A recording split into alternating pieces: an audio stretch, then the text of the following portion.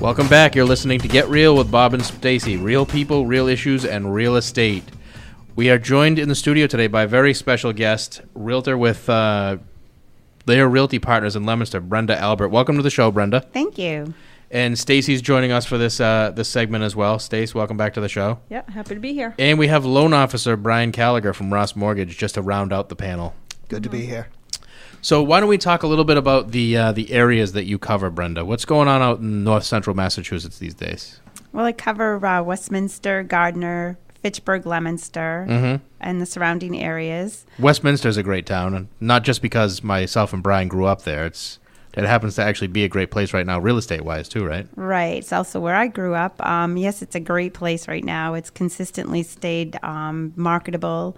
Some great things happening with the school systems up there, and great access to the highway, bringing in the commuters. Route 31 is bringing in a commuter stop, which is helping that area. Yeah, I heard that they're talking about running an express train out of there, and you can be in Boston at North Station in, 40 minutes?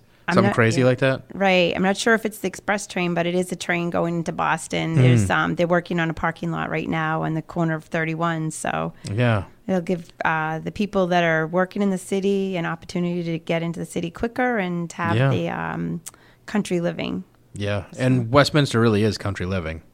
Although when we were there, when we were kids, I distinctly remember, actually, I think there was one stoplight, but it was only for a crosswalk across Main Street at Bacon Street, right? Right, yeah. But now you go to Westminster, and I won't call it a metropolis, but there's actual stores there, and we have a Dunkin' Donuts. There's a Dunkin' Donuts. Actually, isn't there two? Isn't there another one at the gas station? We have two Dunkin' Donuts. Yeah, wow. Yes. 8,000 people, that requires at least two Dunkin' Donuts, right? That's right. Yep. No, some good things. We've also got the activity of Mount Wachusett, which brings in the skiers in the winter and hikers all the time. There's hikers up there on a regular basis. Now, isn't something going on with the hotel in Westminster now? Yes, the hotel has been purchased by a drug rehabilitation company, and they're going to be changing it as I believe at 1st of January into rehabilitation. If you were a betting person, would you think that there's probably a chance that you'll see a hotel developed closer to the mountain? I'm not sure. There's a lot of land that's owned by the hotel that's owned by the mountain up in that area, and there very well could be someday. I'm surprised because I would be surprised because the hotel did pretty well just off the skiing and weddings and stuff. Right. So I'd be surprised if they didn't do something. I mean, my hope is that they end up building something up closer to the mountain. There's a lot of land that the mountain still owns behind the hotel, so there could very well be something like right off in that area down the road. The hotel was a little outdated, so I mean, I wasn't completely surprised when they sold it, but it is a beautiful place. Yeah, it is very nice. But there's a nearby hotel that people can come into town and still stay close by, the Colonial Hotel in Gardner. Oh yeah, I always forget about that. Very nice hotel. Very nice. They cater to the mountain and have shuttles and get people back and forth. They have packages.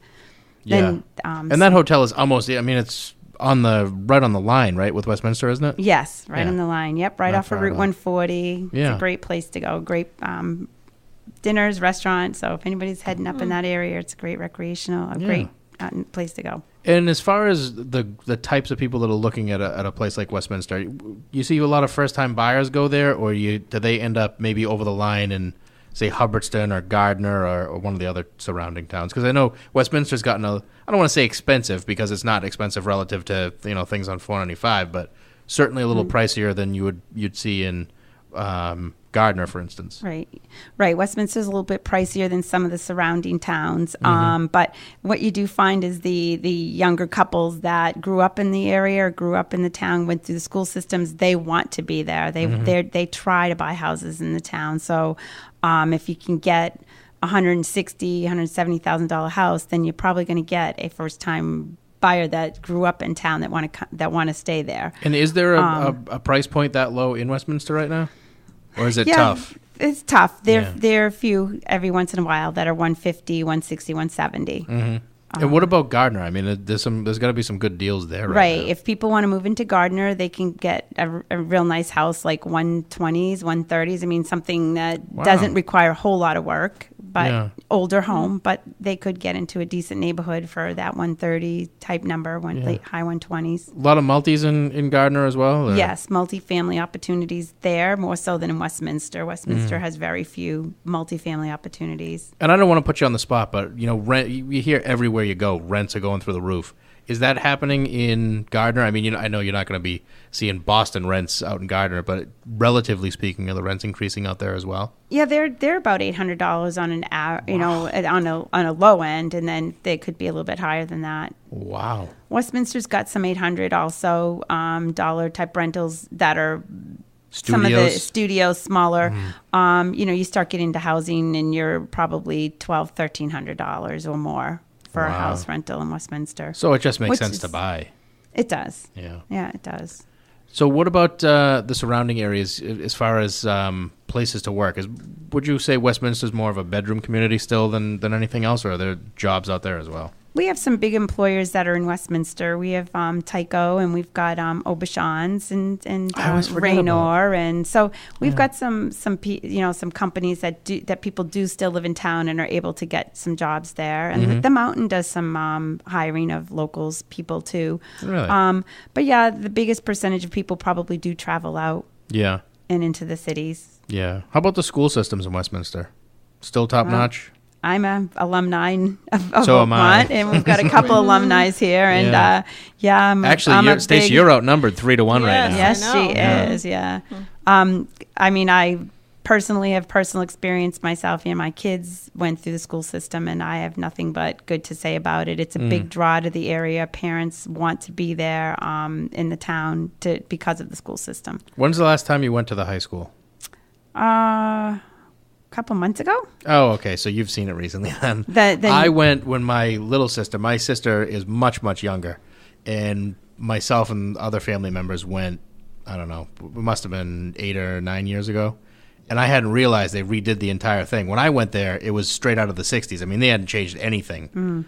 And I could not believe what they've done to the schools in the last 10 years. It's just crazy. Oh, schools, they've done a great job. We, the setup is... Westminster and Ashburnham is regionalized, and the elementary school is K through 5, and then they go up to the middle school, which sits on the same compound as the high school. So they've got 6 through 8 at the middle school, and then 9 through 12 at the high school.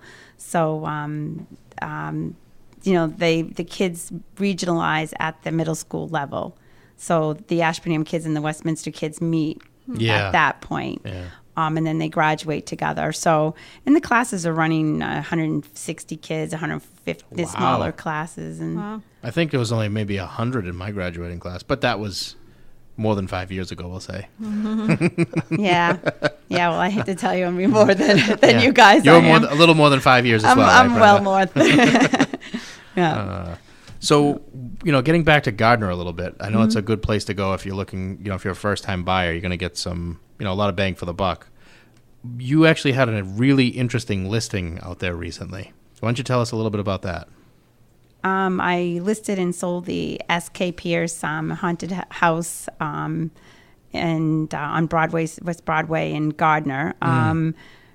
Beautiful property. It looks run down from the road, but it's just needs some help, and it's going to get that help from the new owner. It's 10 bedrooms and lends itself nicely to a bed and breakfast setup, which is in the plans. The current owner is planning to take the year to get the house up to where it needs to be to open it next fall for a month in October for haunted events, and at that point he may be ready to open it for a bed and breakfast for people that are seeking that haunted house effect. Now, do you know the backstory on what is supposed to be haunted? I mean, is it a toilet that just keeps flushing, or is it some big deal? And have you ever had anything have you ever, in showing the property, had anything strange happen? Yeah, did a ghost sign the listing agreement as well? No. there's been different. The house was owned by S.K. Pierce, and a lot of the family members. Some of the family members have come through, and in particular, what had happened to me was there was some children, I believe, that had died in the family, so when I've been to the house, there was a little ball in the bed. Then the ball wasn't on the bed, it was on the floor. Then the ball was on the stairs. Then the ball disappeared. Then the ball was in the closet one time. This happened to you? Yes. Wow. Several different times that I went to the house. So the house manager, I said, this is so bizarre, but I know no one else has really been around. I'm like, how can that ball keep moving? She says, oh, that happens. And this is while you were there, like in one visit or between visits? Different visits. There's no reason why that ball should be off the bed. Nobody's in the house. Because nobody's there. So the ball disappeared from the bed, and it was out in the hallway, and it just was in a different place. And then one time it wasn't even there at all. So I don't really know. So it's cool haunted stuff, not like scary runaway screaming type stuff. No. Although if I saw that ball moving, I probably would have run out screaming. No. If my house was haunted, I would not have a ball in it. So I don't have to see that. Yeah. Minimize the chances for running into it, right? They've had table readings. They've had readings. I don't know how into this stuff everybody is, but anyways, through the readings, things have come through like that the prior owners really want the house to be enjoyed by families and kept in a nice way. So it's supposedly the people that are frequenting the house, the spirits are friendly and family and just don't want to leave the house. So Casper type ghosts. Yeah. The good ghosts. Yeah. It's all good. All right. Yep. That's good to know. Yeah. It's too I'm glad to see that somebody's actually going to rehab the place because over the years, living up in that end of town, you saw it go through various periods of, being fixed up and then kind of falling back into disrepair again. It seems like there were a lot of attempts at bringing it back, but I'm glad to see that somebody's actually going to do something with the property. So that's good. Yes. So why don't we switch gears now and talk a little bit about buying and selling and the home buying process. One of the things we kind of talked about before we got started today is, sometimes buyers, especially first-time buyers, they can have, I don't want to say unreasonable, but less than practical expectations as far as what they're going to get for the money or what they can expect. Right. What do you run into out there, and how do you get people back to the middle of the road where they understand what they're going to get and what they're not going to get? Right. Well, coming from the economy that we've come from the last 7 years that we've been through a tough economy, when I talk to buyers and they come in and they're looking for things like, oh, but I really have to have that granite and I really have to have this and have to that. We talk about things like, let's be practical and say, how long do you think you're going to live here? You guys have no kids right now. They may not even be married at that point, and so what their plans are. If they have solid jobs around here, they may not even have solid jobs, and they're possibly going to get transferred or want to live closer to the city. So if they share with me that, I don't know, but I don't want to pay rent anymore, and I really, want to do this. And it's like, okay, then let's talk about the fact that if you call me in 6 years and you want me to sell this house, we need to figure out that number is at least going to maintain what you're purchasing it for, so that you're not looking for that extra 20, 30,000 in the next 6 years. And then in the next 6 years, you're not going to put 20 or 30,000. So when we're looking at the property, can you live with some of these things and maybe do some sweat equity or not do it at all if it's livable? So I've had a couple first-time buyers this year, and that's how it went. And the conversation when you have it with them is these buyers don't plan on staying there forever like our parents did in their homes. Right. They're going in there and they're saying, yeah, this will do till I have kids. Then I want to go to this town because I like this school system better. Right.